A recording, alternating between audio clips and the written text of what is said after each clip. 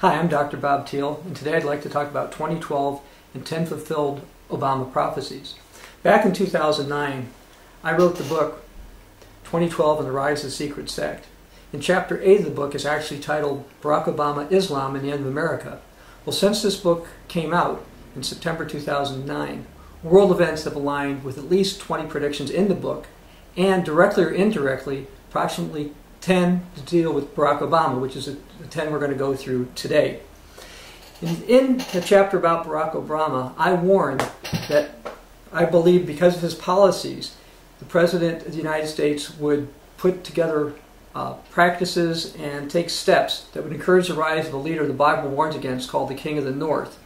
And when my book came out, the European empire that's now formed as a result of the Lisbon Treaty didn't quite exist. To get this treaty approved, there was one nation standing in the way. That was the Czech Republic. The President of the Czech Republic, Václav Klaus, said he would not sign this treaty, and if it wasn't signed before December of 2009, it would be null and void. To make sure this would happen, however, the United States sent over Vice President Joe Biden on behalf of the Obama administration to help persuade the Czechs to do what they wanted done. And shortly thereafter, the President of the Czech Republic signed the treaty. I saw him on television news on BBC, and he said he just signed away the sovereignty of his nation. But that's not the only thing that the Obama administration did to fulfill this. Back in May 10, 2010, President Obama called German Chancellor Merkel and told her that Europe needed an overwhelming financial rescue and that Germany needed to participate, and it did. Then in December 2010, it was announced that, quote, the United States made an extra commitment of money to support the EU to be sure it would continue on. And we've been taking steps ever since then. And in 2012, U.S. Defense Secretary Panetta made public calls for Europeans to increase their military strength and spending. So far, the United States, under President Obama, has taken steps to encourage the rise of European power, and this is happening right now. In addition, my book warns that the United States would greatly increase its debt.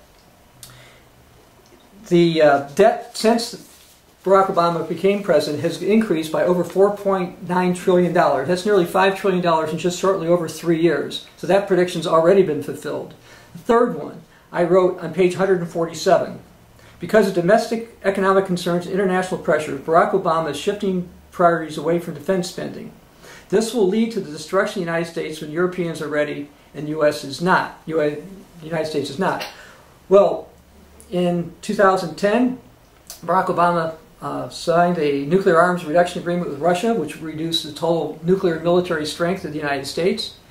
In March of 2012, he was overheard telling the president of Russia that after the election he's going to make some deal to probably weaken the military missile defense strength over in Europe. The United States chairman of the Joint Chiefs of Staff declared that because of the current budget crisis, that the automatic budget cuts that are in the a bill that was passed in order to increase the debt ceiling, that this would, quote, break the U.S. military, and that the defense secretary said that the results of this would be catastrophic. Well, guess what? Despite having an agreement on the debt in 2011, the features as far as cutting out the automatic cutting provisions for the defense budget have not happened. What I mean by that is that there's no cuts in the budget, therefore defense is going to be cut automatically at levels that senior defense officials in the United States have called catastrophic or would somehow break the United States. So that's already being fulfilled. 2012 Rise of the Secret Sect also warns that foreign creditors are going to rise up at some point in time. And since this book has come out, we've had downgrades of the U.S. Credit worthiness. We've also had both Chinese and other rating agencies decrease the credit reliability of the United States, or rating of the United States. And furthermore, others are noticing this as well. The Wisconsin Congressman Paul Ryan said that the current debt, the way it's set up right now, he says President Obama is planning on adding another $11 trillion on top of what he's already done. And basically he said this is a debt crisis. Our debt's literally out of control. It ends the American dream as we know it, and it's because a lot of this debt is held by foreign countries.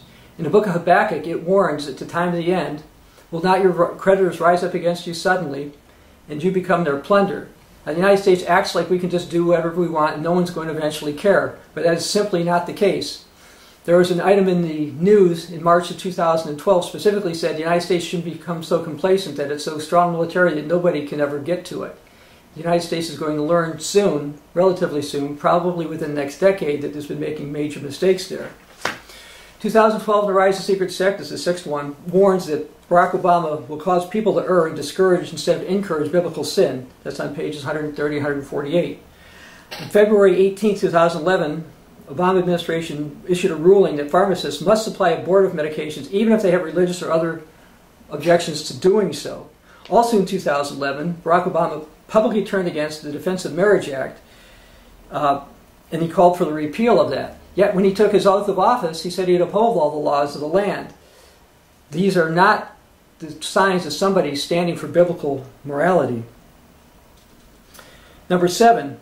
2012, The Rise of Secret Sect warns that Barack Obama will help enable the rise of a multinational leader of an Islamic confederation like an imam that the Bible refers to as the King of the South. Well, the United States has gone on record saying it'll support the Muslim Brotherhood in Egypt, who's now become a substantial political force, and in other countries. Over in Tunisia, a party related to the Muslim Brotherhood has taken power. And so we're starting to see the formation of a pan-Islamic power in the Middle East, and President Obama has been supporting that. The Muslim Brotherhood, make no doubt about it, their objective is to have an Islamic state from Spain to Indonesia. Now, while biblically I don't think they're going to end up with Spain, and they might not go to Indonesia, they may have a shot at getting from Morocco to perhaps Afghanistan. And that is happening right now. The Muslim Brotherhood and people like it are gaining power in the Middle East. The United States, under President Obama, has supported the rise of this type of development, and that has so far been fulfilled. Now, another part of the book is kind of interesting. I'd like you to actually read this. This was not a prediction from me, but one that was from a 17th century Shiite Islamic prophecy. And let me read what Forbes magazine wrote about this particular thing, and it's quoted on page 132 of 2012 in The Rise of the Secret Sect. It says, according to tradition, the Imam prophesied that at the end of times, just before the return of the Mahdi, a tall black man will assume the reins of the government in the West. Tall black man, huh? Barack Obama, perhaps. Commanding the strongest armies on earth, the new ruler in the West will carry a clear sign from the Imam, whose name is Hussein ibn Ali. The tradition includes, Shiites should have no doubt he was with us.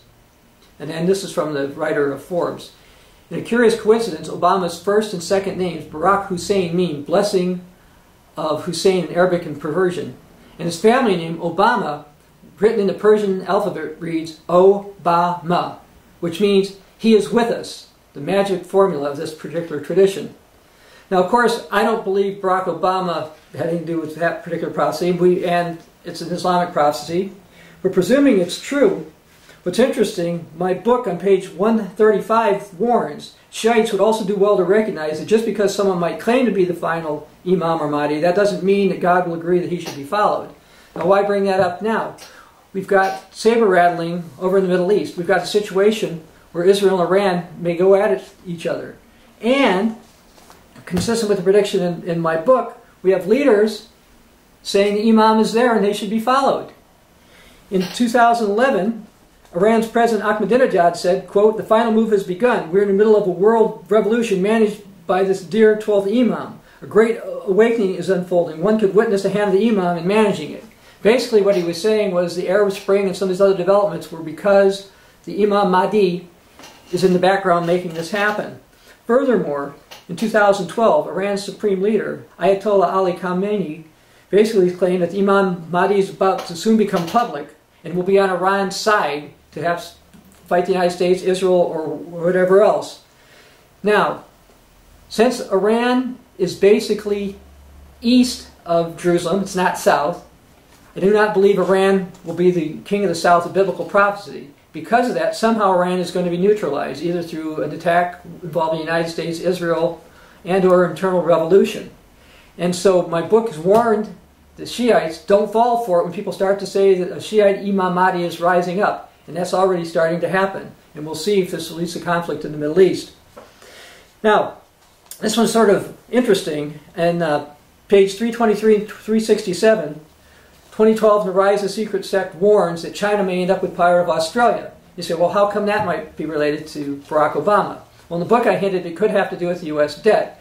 But furthermore, when the new Prime Minister, Julia Gillard, for Australia took office, I wrote a post that I felt that because she came in office, she may do something to get the Chinese to want to take over Australia or to make it more public.